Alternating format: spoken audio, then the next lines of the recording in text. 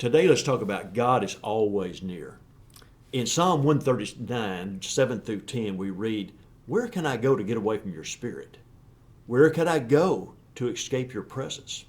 If I went up to heaven, you'd be there. If I went down to the grave, you'd be there too. If I said that darkness will hide me, that darkness is not too dark for you, darkness is the same as light to you." Then in the New Testament, in 1 Corinthians 13:11, we read, "When I was a child, I spoke and thought and reasoned as a child. But when I became an adult, I put an end to childish ways."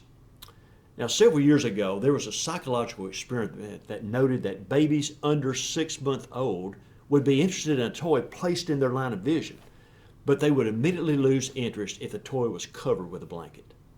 They assumed the toy was no longer there.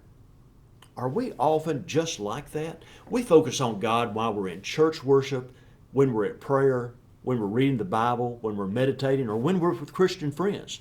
But we lose our focus frequently when we leave those activities and turn our attention to other things. Jonah thought that by leaving his country and catching a boat going the other way, the other direction, he left God and he would be in control of his life. Well, he was mistaken. He came face to face with God again. So even when we think we have left God, or we lose interest in God, or he loses interest in us, we think he's still interested in us. He's always there. God is always with us. So walk with God. So may the words of God find a place in our hearts and make us rich in every way.